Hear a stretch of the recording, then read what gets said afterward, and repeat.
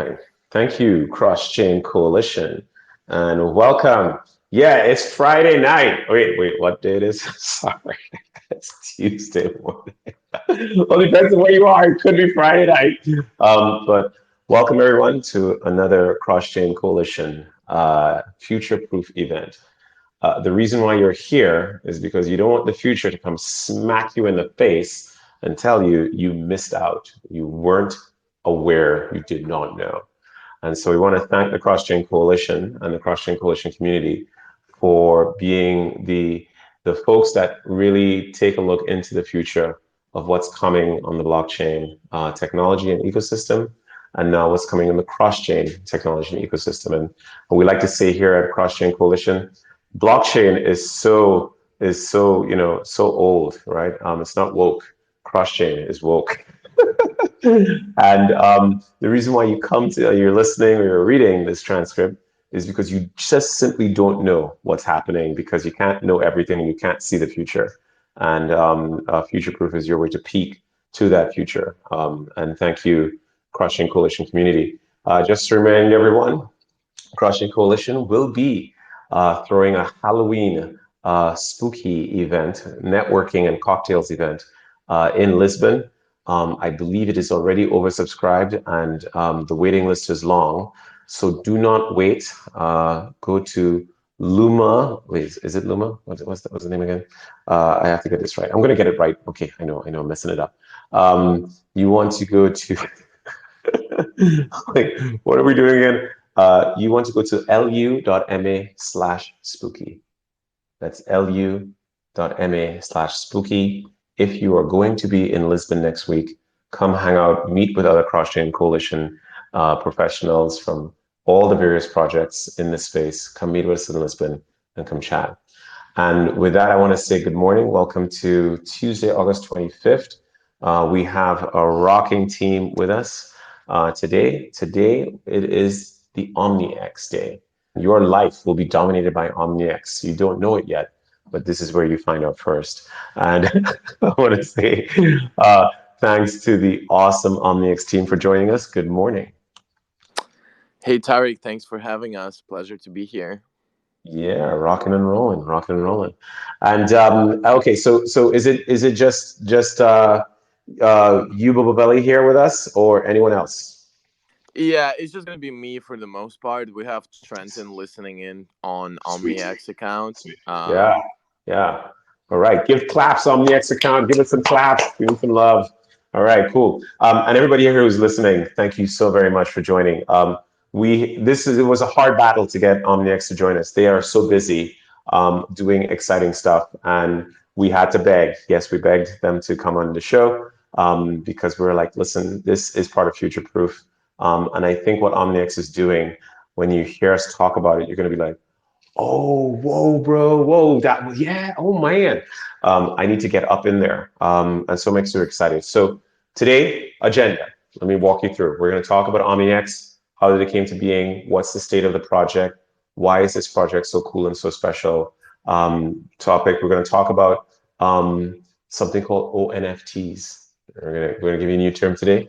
We're going to talk about ONFTs, and then we're going to talk about cross-chain liquidity in the NFT space. And we have lots of questions to ask, lots of questions. It's going to be awesome. And so if you don't know the OmniX project, you will know at the end of today. And of course, our call to action, as always, is please check out OmniX, help them out. If you're interested in this space, reach out, join them. We'll get their calls to actions as well, but I'm going to give you that call to action now because this project is awesome. All right, so let's get started. OmniX, tell us the genesis. What happened? What was the first block of thought that said, you know what, this thing must come together. It must come to life. Sure. So really, Omni X kind of stemmed out from my previous project, which was called Xfolio. So Xfolio was a crypto wallet that I was working on like last year. The idea for Xfolio was to really, deliver seamless cross-chain experience for DeFi traders. So like I wanted to have all tokens from all chains to show up on the same screen. I wanted to be able to move tokens in between chains on the same screen, and essentially, fully immerse in this kind of seamless cross-chain fungible token experience.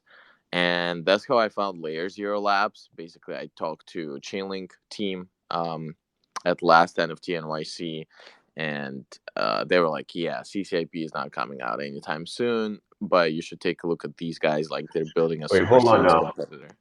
Hold on now. CCIP, what is that?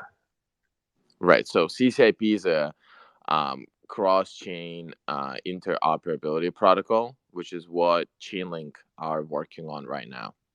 Got it. And how long before this cross-chain interoperability protocol launches? No one knows. No one knows. Okay. Okay. It's like Hope Island. A lot of hope. A lot of hope. But it Yeah, will it's kind of happen. like a promised land that's supposed Right. to bring institutional investors into DeFi because, Right. and I think this is why it's taking so long to roll out because like CCIP is a giant product that Correct. basically plugs in Swift into both. Oh, got it. This was the Swift part. This is with the Swift integration.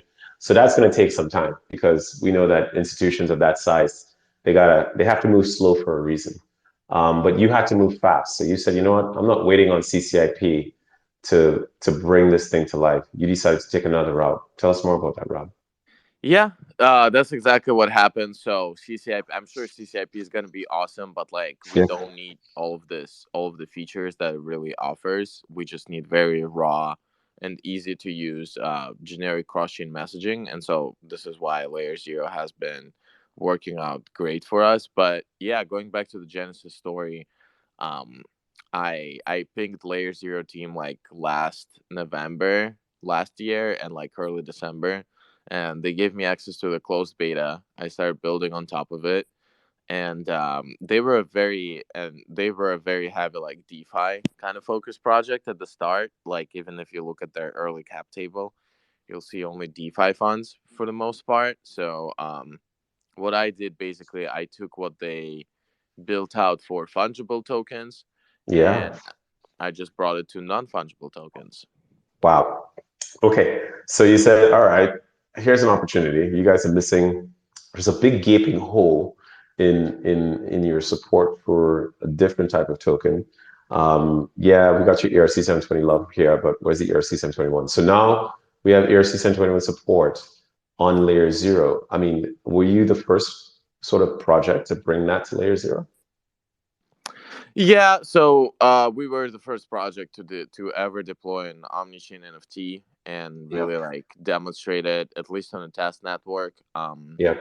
If you scroll down on Omni X Twitter, you'll see that like March 24th, I think this Yep. year we posted like a demo with like a UI and smart contracts and everything to really demonstrate ONFTs. But the first ONFT that I made was like last December. Got it. And you know, so now that we have an omni-chain NFT and ONFT, how does it work? Like if you were to say, hey Tart, let me walk you through an example of what an omni NFT looks like. What example could you walk me through as a case study to really like sink my teeth into it and understand the power here? Yeah, I mean, really the technology is always the same, no Yeah, matter what, yeah, specific ONFT you're using. It's yep, basically it's going to be exactly the same ERC 721 that you would have with normal NFTs. The only difference is that we spice it up with some layer zero interoperability. And so what you hmm, get as a result is a standard that allows you to burn like a piece on the source chain and then yep. send the data about it through layer zero to the destination chain and then mint it back into the existence. So it's essentially just a primitive that allows you to build this new omnichain NFTs at its core. So you don't lock it on the source chain. You actually burn it on the source chain, and then you mint it on the target chain. Is that how we should think about it? Yeah, yeah. So this is exactly how it works with natively omnichain NFTs. Yeah. We also built out a bridge that works for any NFT. Um, but yeah, it works like a traditional bridge with like wrapping and staking mechanism. With Right. native NFTs, thankfully, native ONFTs, I mean, we can use burn and mint, which is Got it. cheaper. Got it. Burn and mint is cheaper. And so let's say, I have an NFT on Ethereum, a Bored Ape NFT. I can take that Bored Ape NFT and take it over to Phantom. What will happen is I will burn it on what well hold on a second. Let me walk back. When we say ONFT, we mean a regular NFT that is essentially being sort of managed or controlled by the layer zero relay system. Um, is that a correct way to understand it? That's essentially the characteristics of it. Well, in a way, yeah, but I wouldn't say control. It's more like you're plugged in, and Yeah. yeah, layer zero endpoint does have like I don't know. It really depends on how you specify it. The way I do it in our smart contracts is that we just give layer zero like a special layer zero endpoint gets like a special role that can only Okay. be used for minting in like this specific case when it receives Yep. a message, and Yep. yeah, this is what it does. Like Okay. all it does is mints new NFTs whenever it receives a message from another chain. Got it. And okay, so layer zero, Chainlink Oracle, essentially the Chainlink Oracle says, hey, the layer zero contract on the source chain has received permission to mint an NFT on a target chain. On the target chain where Chainlink exists, Chainlink is able to say, hey, I have verified that, from that source chain, the layer zero security model holds. This particular ONFT has changed state. It might now exist on the target chain. And then great, the ONFT is burnt on the source chain. And then boom, minted by the layer zero contract on the target chain. And the owner of the NFT is still the original owner of the NFT's address on this target chain. Am I correct? Or do they have to specify a new address to be owner? Yeah, so there are a few things to unbuckle here. So Yeah. first of all, I'm not sure, but I think Chainlink oracles are not live on Layer Zero on mainnet. I think Layer Zero is using Chainlink on testnet as a default, but I'm not Right. sure if they're ready yet for mainnet. Which is, Ah, yeah, but okay. you're right that that's like a preferable kind of setup where you have a Right. decentralized or sufficiently decentralized oracle, so your relayer like has zero chances of tampering with it. Okay, but just to confirm, Chainlink is not supporting layer zero on mainnet. So you're using the layer zero oracle on mainnet for this activity, correct? Technically, we're using I think it's TPS oracles from Sequoia, FTX, and somebody else. So yeah, those are pretty. It's a pretty Oh, centralized wow. setup as of now. It's a decentralized setup, you were saying? Centralized, no. Yes, yes, yes. Okay. Whoa, so that just blew my mind. So let me take a step back. Okay, so if I'm using TPS and Sequoia and FTX oracles from layer zero for layer zero on mainnet. And these are the same oracles that you would use for layer zero mainnet if you were doing DeFi, correct? Yeah, I mean these oracles come in like plugged in by default essentially. So whatever you use layer zero for, you would use this You would oracles use as of now. oracles. Awesome. Perfect. Beautiful. All right.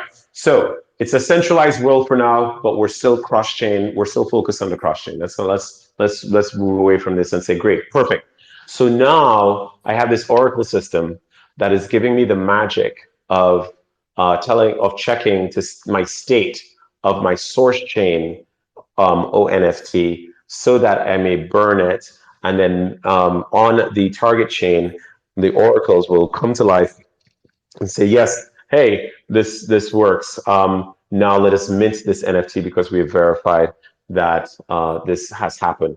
And so now my NFT, which I was going to use in my game that was on Ethereum, I can now use it for my game or another cross part, some other partner's game. I could use it in that game on the target chain. So if I was using Ethereum as my source chain and Binance Smart Chain as my target chain, I now have this magic happening.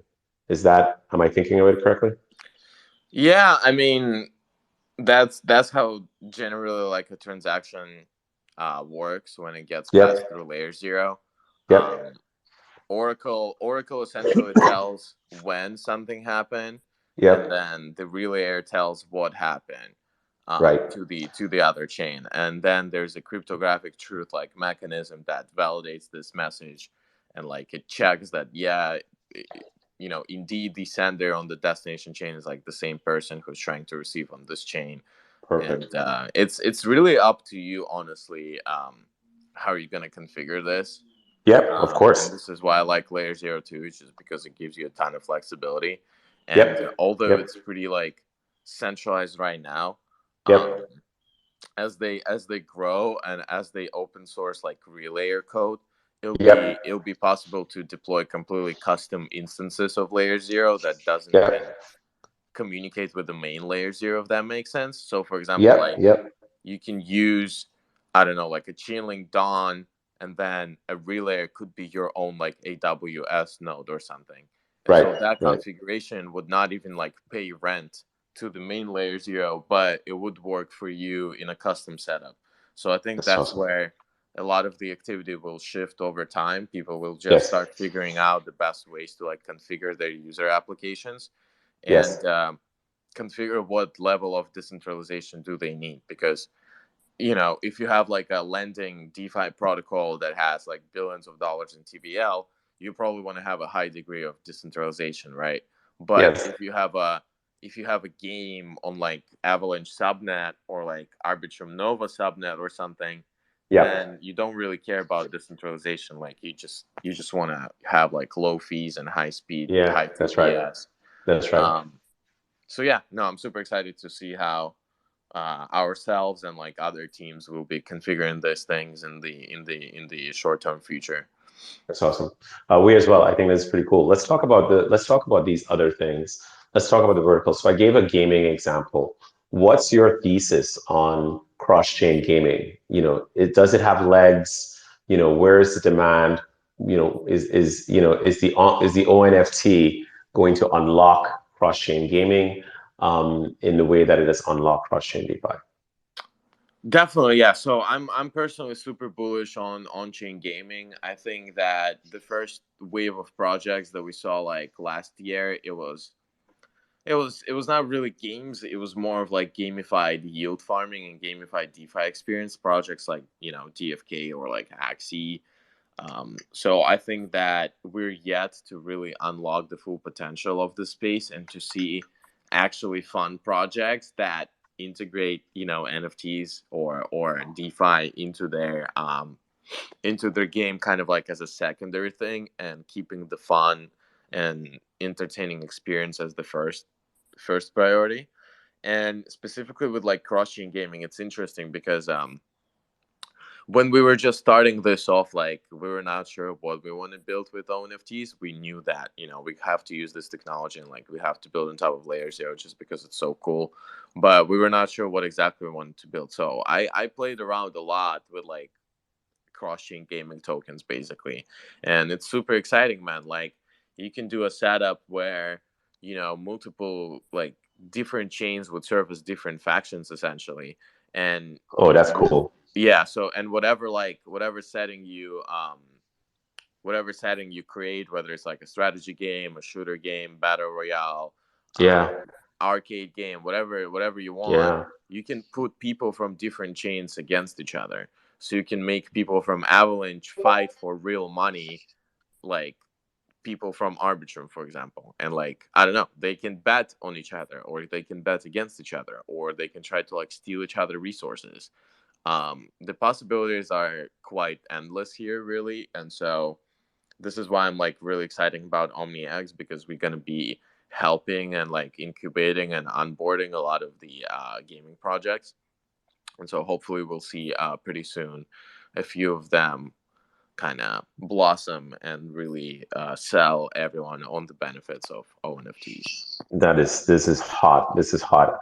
One thing we know about on chain NFT communities is they're really rabid and passionate, about their art. And I want to see a Gundam battle between some lizards and some goblins and some fucking, and some birds, maybe some pigeons. because what a great way to incentivize people to go cross chain, right?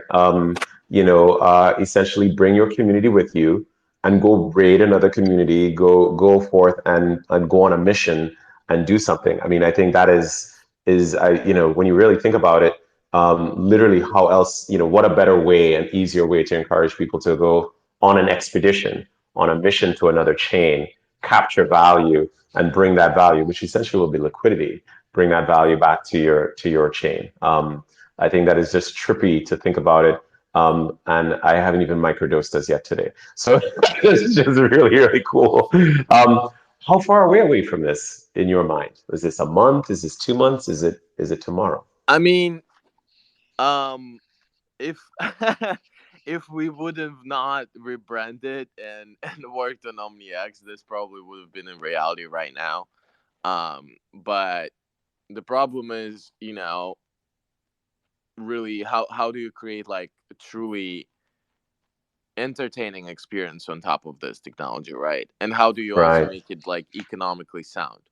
So one of the models that we were playing around, which is really really simple, is just that like you can run like duels or you can run some tournaments or competitions, and then people would just bet on each other. So like let's say you have like a team from Arbitrum coming to a contest, and you have a team from like Avalanche, and like each of these teams they would bet like 100 USDC, and we would take like I don't know 10 USDC from both of them as a fee, and then the winner of this competition gets it all, and then the loser just loses it all.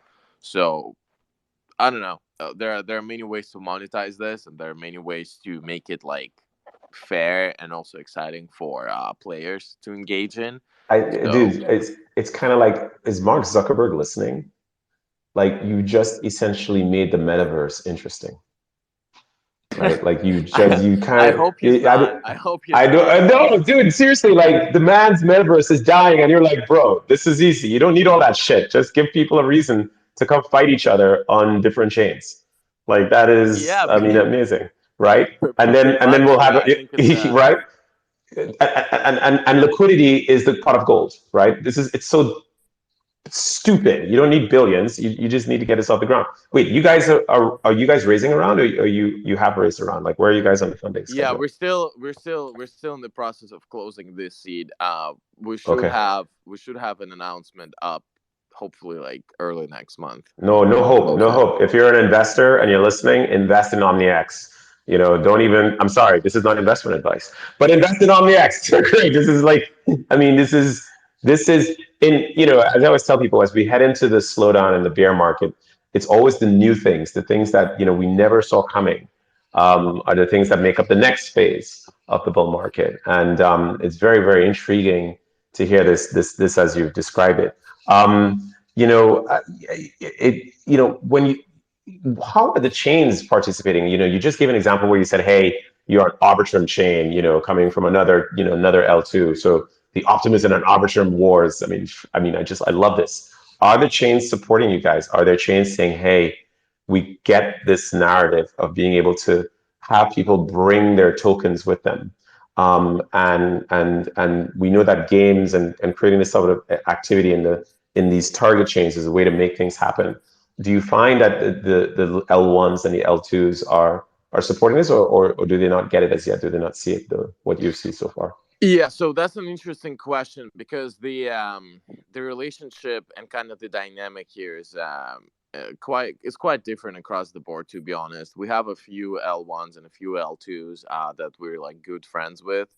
I would highlight Arbitrum. I would highlight Polygon. We got a grant from Polygon Studios like way back in the day, but we really appreciate their support. Yeah, yeah, We definitely. Yeah, we just recently started talking to Optimism Foundation because they're quite bullish on cross-chain NFTs too. Haven't really talked to BNB Chain to be honest. Avalanche guys are nice as well, but the thing here is that this Omnichain technology, like, it works both ways. It can bring liquidity to your chain, and it can also suck out the liquidity from your chain, right? So here it's kind of weird because it's almost like on some game theory level, it would be more beneficial for these L1s or L2s to like not engage in any cross chain activity at all, right? Because they just want to like not even siphon, but silo the liquidity that they already have. Of On the course, other of hand, course. they're incentivized to immerse in this activity and to support projects like us because we can bring more liquidity to their chain. We can onboard more people So, so, to their blockchain. so what you're saying is, damned if you do, damned if you don't. You're kind of like, it's coming. Resistance is futile. You will be omni-chained. Yeah, no, you're kind of like this ever growing machine. I guess Layer Zero is an ever growing machine, and like we're just kind of sticking to it, and we're just seeing like what chains are they gonna expand to next. And yeah, you can't really stop it. Like you build permissionless products, so we can plug in our Omni X into your EVM chain, Yeah, whether you that's like it right. or not. Whether you like it or not, because it is permissionless, right? You don't need to. So in essence, it will come. So either you lean into it or you get run over. Up to you which pain you decide is more appropriate for your day. Okay, last question before we wrap for the day. When Omni token? Oh man, this is a tough question. Wait, people are leaving. People are leaving. Stop. You guys don't leave the Twitter space. This is the good one. Everybody just stay in your seats 1 minute Hang longer. on for just 2 seconds. Exactly. So that no, that's a great question, and for us, token is a very big deal.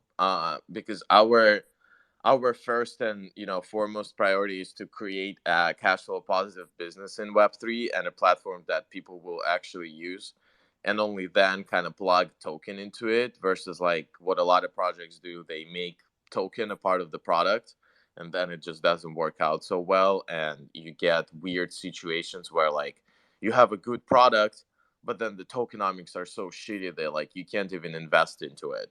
So we really wanna avoid that, and this is why I think we're gonna be launching even mainnet without Omni token, which is optimistically gonna be in this December, but like realistically is gonna be Q1 next year, when we'll go to the mainnet.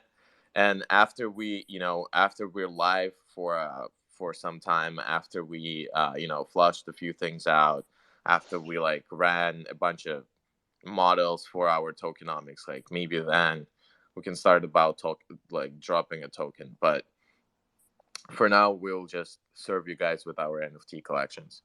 There you go. There you go. Well, I think send us on a mission. We are your people. Send us a mission to go raid liquidity to buy Omni token from some other chain. Uh, I think that'll be great. Again, so first of all, thank you so much. This has been awesome, and truly a future proof. The type of conversation we have a future proof because these things are coming. It's inevitable. It is going to be a battle for liquidity, right? Because incentives and bribes, and now cross-chain, NFTs as a way to get people to either go get liquidity, bring their liquidity over, or take liquidity with them.